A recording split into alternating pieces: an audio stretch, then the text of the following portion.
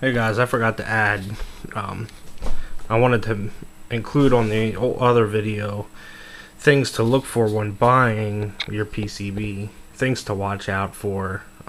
There is people that may be dishonest and try to sell you a supposedly working board, for a little bit lower price. You think it's a great deal, and then you get it and it doesn't work.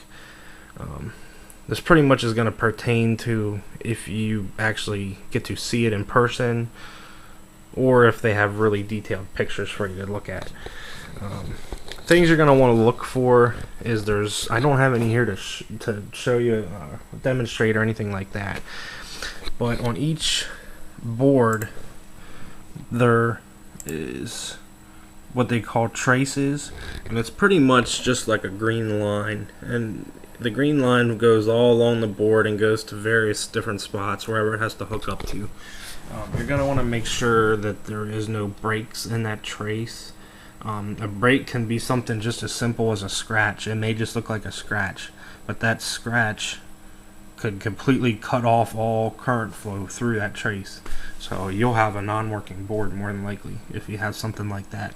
Or even if it does work, it'll have different glitches or graphical errors.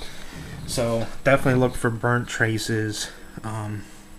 Look for missing ROMs. This board is missing all of pretty much everything. It's just a strip board.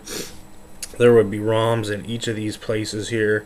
Now there is some spots that are supposed to be open, so it's a good idea to do some research before you go to look at the board. Maybe even print out a picture of what one should look like. Take note of what ROMs are where, what's supposed to be missing, condition of the pins and connectors and everything, and just print out a picture and take it with you, and you'll be able to get a good idea of what it should look like. And you can say, oh, that chip's not there. Okay, well, this board can't work without that chip. I don't want it, or give me a discounted price or something. But if it's missing, this is the CMOS battery right there. It's basically a watch battery. All that does is when you turn your game off, that kicks in and saves. You can set like the difficulty and how much, if you want it set on free play, or if you want it set on coins where you got to put coins in for it to work, high scores, things like that. All that battery does is just remembers those settings. So if the battery is missing and all you see is an empty slot there, don't let that keep you from buying it, because the board will work without it. It's you can go to any store pretty much and get a replacement battery. It's no big deal.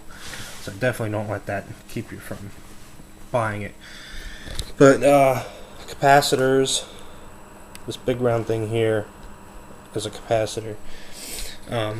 Check them for burst or swelling. If they burst, they will sometimes have like a yellowish substance coming out the top. Check for that. Check to see if they're swollen, because if they're swollen, that could mean that they're dried up and they're not working anyway.